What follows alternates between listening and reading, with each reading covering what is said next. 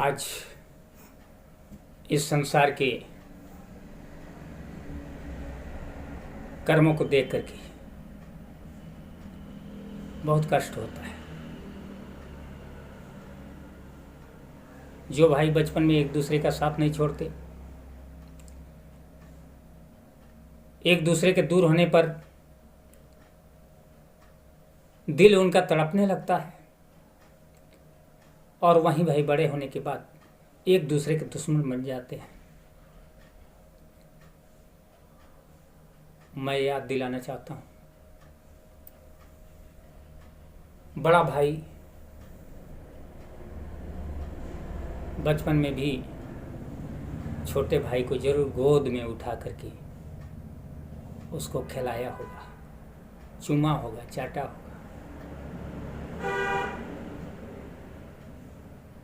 छोटे भाई को दिल के टुकड़े के जैसे प्यार किया होगा,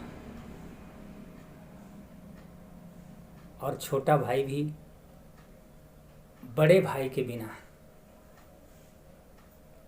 रह नहीं पाया होगा, बेचैन हो जाता होगा। लेकिन आखिर बड़े होने के बाद उनके दिल में क्या समा गया जिसकी वजह से एक दूसरे के दुश्मन बन गए।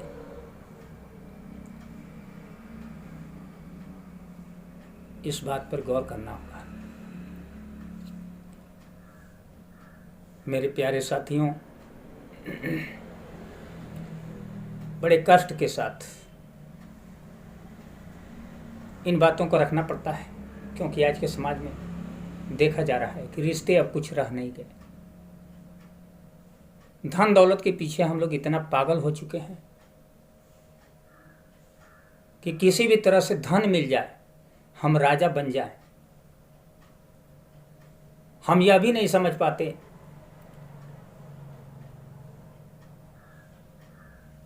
कि सही क्या है और गलत क्या है। स्वार्थ में, लालच में पड़ करके गलत से गलत कदम उठाते हैं और समाज की नज़रों से गिर जाते हैं। बाद में पछतावा के सिवा कोई शेष नहीं बचता।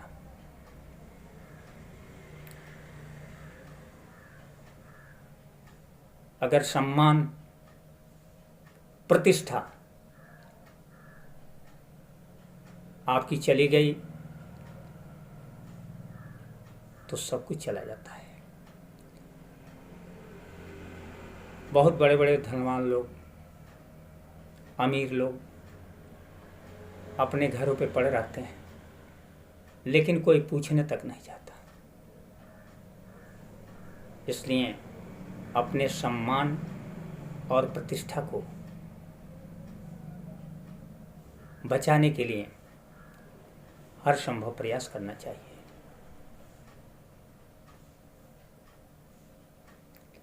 मैं ये बातें इसलिए याद दिलाना चाहता हूँ, इसलिए बताना चाहता हूँ कि आज का समाज बहुत गिर चुका है। एक भाई दूसरे भाई के दुश्मन बन चुके हैं, और यहाँ तक कि एक दूसरे का जान लेने के लिए तत्पर हैं, उतारू हैं। इस संसार में हम लोग आए हैं शांतिमय तरीके से जीने के लिए,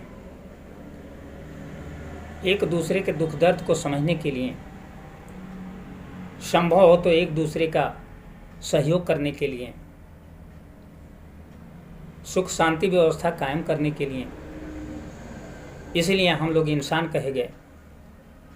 अगर ऐसा नहीं कर सके तो फिर शैतान कहना अनुचित नहीं होगा।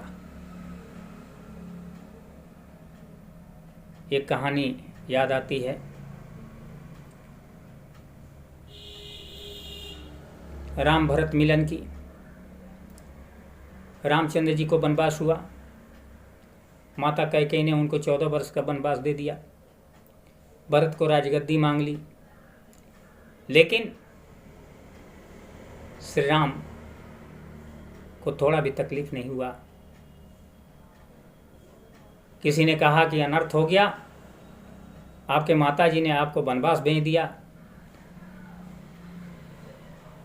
श्री राम बड़े नम्र भाव से बोले कि इसमें भी मेरा कल्याण ही होगा, मेरा भला होने वाला है, इसलिए मेरी माँ ने मुझे जंगल में भेज दिया है, इसलिए उनको पुरुषोत्तम कहा गया है। लेकिन राम से भी बड़े भरत का दिल है। राम वनवास चले जाते हैं, भरत अपने मामा के यहाँ से अपने घर आते हैं और जब ये बात सुनते हैं तो उनको बड़ा कष्ट होता है और अपनी माँ को भला बुरा कहते हैं। उसके बाद वो प्रण करते हैं कि भैया जंगल में चले गए, मेरे लिए गए, तो मैं भी प्रण करता हूँ कि या तो मैं भैया को वापस लाऊंगा, अगर नहीं आए तो 14 वर्षों तक मैं भी इस अयोध्या से बाहर जंगल में रह करके उसी तपस्वी के रूप जीवन यापन करूंगा। ये होता है भाई भाई का प्रेम।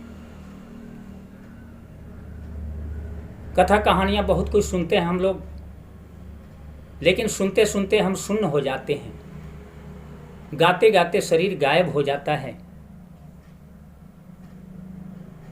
लेकिन अपने आचरण में इसको नहीं लाते।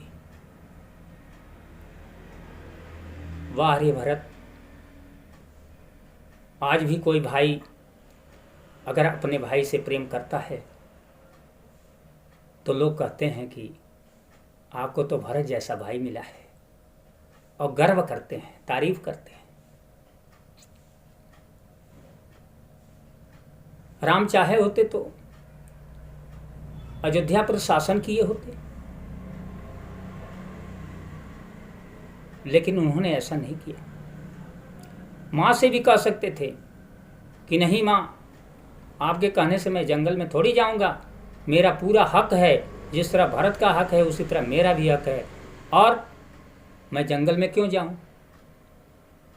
अगर ऐसा कहे होते तो आज राम का नाम अमर नहीं हुआ होता और कोई राम को याद भी नहीं करता। इसलिए त्याग एक ऐसी चीज है जो इंसान को स्वर्ग से और जन्नत से भी ऊंचा नाम मिलता है, लेकिन त्याग होना चाहिए।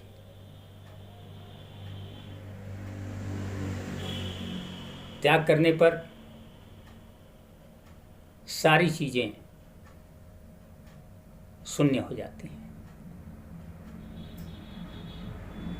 यथार्थ मालूम पड़ जाता है कि ये सारी चीजें नाशवान हैं, और एक दिन जिन चीजों के लिए मैं अपने भाई से लड़ रहा हूँ, दुश्मन बना हुआ हूँ, ये सारी चीजें एक दिन छोड़ के चले जाना है। और मेरे प्यारे साथियों, भाइयों, मैं बार बार आपसे निवेदन करता हूँ कि अगर किसी के साथ आप अन्याय करेंगे तो उसका परिणाम भी गलत ही होगा। इसलिए किसी भी कार्य को करने से पहले अपने दिल में विचार करें। अपने दिल में विचार करेंगे तो उसका आंसर आपको खुद ही मिल जाएगा। उसमें किसी भी गवाह की ज़रूरत नहीं है, किसी पंचायत की ज़रूरत नहीं है। हाँ, ये है कि वो विचार आपके मन में आएंगे, लेकिन आप उस पर हो सकता है कि ध्यान न दें। अगर ध्यान दें तो ये समस्याएं उत्पन्न न हों और एक दूसरे का हिस्सा, हक सबको जो है बराबर मिल जाए और एक दूसरे से दुश्मनी न हो, भाई भाई का प्रेम बना रहे। इन्हीं शब्दों के साथ मैं अपनी वाणी को विराम देता हूँ। धन्यवाद।